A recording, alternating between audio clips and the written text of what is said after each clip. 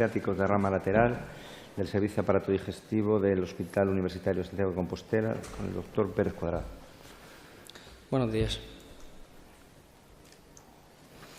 La mayoría de los tumores papilares mucinosos intraductales de rama lateral, como sabéis, son lesiones histológicamente benignas, pero tienen un riesgo de malignidad que no es desdeñable. Es en torno al 25%, teniendo en cuenta que la mayor parte de las series que evalúan la malignidad en estas lesiones son series histológicas, es decir, pacientes que se han operado porque se sospechaba que eran malignos, con lo cual probablemente esta probabilidad de malignidad sea incluso menor en pacientes que no se operan, que son la mayoría, ¿no? El diagnóstico de esta entidad es cada vez más frecuente, tanto por hallazgos incidentales en las pruebas de imagen, que cada vez son más sensibles y específicas para diagnosticarlos, como por sospecha clínica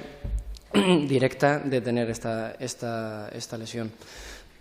Perdón. La decisión más importante a tomar en estos casos es, desde luego, pues decidir entre el seguimiento o la cirugía. Y para ayudarnos a tomar esta decisión, pues hay distintas guías de práctica clínica, la mayor parte de ellas incluso muy coetáneas en el tiempo, pero que tienen mucha diversidad de opiniones, sin un consenso muy claro, en base a los distintos factores a considerar y el umbral de estos factores para decidir la cirugía. Aquí tenemos las guías más relevantes que hay. La primera de ellas, que es muchas veces la que más se sigue en muchos servicios, la guía internacional o de Fukuoka, que son unos criterios que tienen en consideración la ecoendoscopia y las técnicas radiológicas clásicas, que son las que tienen más evidencia y más historia en la evaluación de estas lesiones. Clasifican una serie de criterios mayores y una serie de criterios menores para tomar la decisión quirúrgica, como son en este caso pues tener un visum dilatado de más de 10 milímetros, que el paciente presente ictericia, que haya un nódulo mural, y luego una serie de criterios menores, que es un popurrí de muchas variables que no tienen establecido el riesgo relativo de malignidad entre ellas, pero a pesar de lo cual se consideran todas como en una misma categoría, que ahí entrarían pues el visum de 5 a 9 milímetros, el que el paciente tenga un nódulo mural pero que no capte contraste, porque si capta contraste se considera, según estas guías, ya criterio mayor, el que haya cambios en el ducto pancreático de forma abrupta, etcétera. Posteriormente, en las guías del consenso europeo, son un poco menos precisas en cuanto a estos criterios de malignidad. Consideran criterios absolutos la sintomatología, donde incluyen la pancreatitis aguda, que también estaba referida en las primeras guías que no he dicho, pero también cualquier otro de sintomatología referida al tumor mucinoso, así como la diabetes, la ictericia, etcétera. El umbral del Wirsung lo ponen en más de 6 milímetros. Y luego tienen otra serie de criterios menores, pues más relativos, como es el tamaño que se va incrementando progresivamente del tumor, etcétera. Hay unos consensos también italianos que más o menos tienen los mismos criterios que las primeras guías de Fukuoka, y últimamente, las últimas que han salido en la Gastroenterology en 2015 son las guías de la AGA, que donde hacen más hincapié, quizá de un punto más polémico, es más en el seguimiento de estos pacientes más que en la fase diagnóstica. Lo importante a considerar es que no todas estas guías consideran la ecoendoscopia como una técnica fundamental, tanto en el diagnóstico como en el seguimiento de estos pacientes. Las guías que más tienen en consideración esta técnica son las primeras que he comentado, las de Fukuoka, que tanto en la fase de evaluación consideran la ecoendoscopia y la toma de contraste como algo fundamental para establecer criterios mayores o menores, porque dicen que si tiene un nódulo mural que capta contraste es un criterio mayor y tiene que operarse, pero luego la captación de paredes o de septos que captan contraste lo considera un criterio menor, o sea que tampoco parece que diluciden exactamente el papel del contraste en la ecoendoscopia. Posteriormente, las guías europeas lo que establecen más bien es que la ecoendoscopia tendría un rol para el diagnóstico diferencial de las lesiones quísticas, pero no propiamente para el análisis de estos tumores mucinosos y más de rama lateral. Y las guías de la AGA lo que establecen más bien es en el seguimiento la ecoendoscopia a unos intervalos mucho más largos, que incluso se pueden interrumpir si se considera que no hay evolución hacia la malignidad del paciente, pero tampoco analizan la toma de contraste. Así pues, el modo de la ecoendoscopia con contraste se ha definido que es más preciso para predecir la malignidad, sobre todo de determinadas variables como los nódulos murales, que el modo B de la ecoendoscopia, pero no para diagnosticarlos, ya que se ven más o menos por igual, sin diferencias estadísticas con ambas modalidades ecoendoscópicas. A pesar de que la mayor parte de estudios son series muy cortas de casos, porque estamos hablando de pacientes con TPMI de rama lateral que además tienen signos de alarma, como nódulo mural, paredes engrosadas o septos engrosados, que son normalmente los que se aplica ecoendoscopia con contraste. Entonces, aunque son series cortas de casos, pero es cierto que se habla de una sensibilidad y una especificidad bastante altas, en torno al 100 y al 80% respectivamente. Y luego, posteriormente, parece que ya patrones vasculares, curvas de intensidad que están en estudio podrían mejorar la precisión diagnóstica. Como he dicho, la resonancia magnética es la técnica clásica que se ha estudiado de forma tradicional en el estudio de estas lesiones.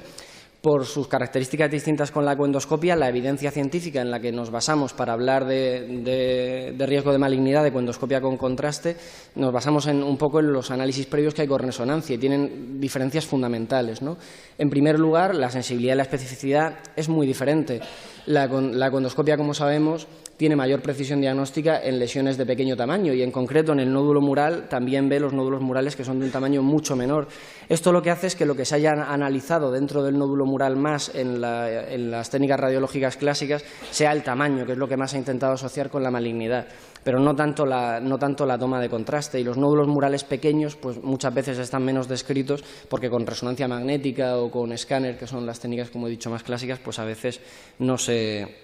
ven. En todo caso, hay un sesgo de publicación muy importante porque siempre se habla del nódulo mural porque parece que es la entidad más relevante, pero muchas veces tanto la pared engrosada como los septos o los tabiques en un tumor mucinoso puede tener el mismo valor diagnóstico. Lo que pasa es que, como casi todos los estudios están hechos en técnicas radiológicas clásicas, pues no se identifican tan bien este tipo de variables.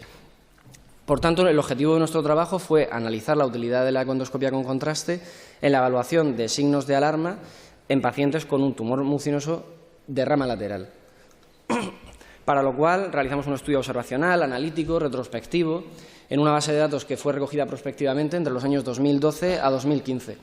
Incluimos todos los pacientes con un TPMI de rama lateral y signos de alarma sugestivos de que el contraste pudiera aportarnos un distinto manejo o un impacto sobre el curso clínico de estos pacientes. Es decir, eran pacientes que tenían o bien la apreciación de un nódulo mural, o bien paredes engrosadas, o bien septos o tabiques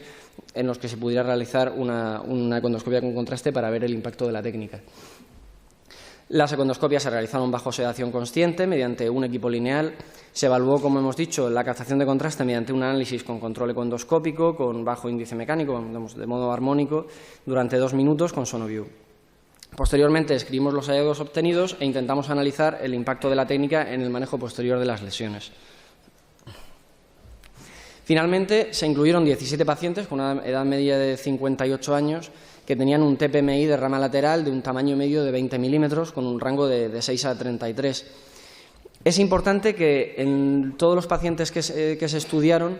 no había tanta comorbilidad, entre comillas, de otros factores de riesgo como hay en muchas otras series, porque la mayor parte de series que consideran nódulos murales, que son series principalmente con resonancia magnética o escáner, son pacientes que tienen además otras covariables u otros factores de riesgo sobreañadidos y además son pacientes que entre ese factor de riesgo sobreañadido tienen un tamaño mayor. En nuestra serie, por contra, el tamaño medio fue de 20 milímetros y la mayor parte de ellos tenían uno o ninguno, o muy pocos, otros signos que pudieran alertar sobre la malignidad. Es decir, la mayoría tenían un visum, por ejemplo, que era normal o que en todo caso no era superior de 6 milímetros o 7 milímetros en su mayor caso, etcétera. Esto hace que los resultados sobre el análisis de un nódulo mural pues pudieran ser más fiables, ya que estamos analizando al final la malignidad de un paciente, pero en base a varias variables que se pueden solapar entre sí, ¿no?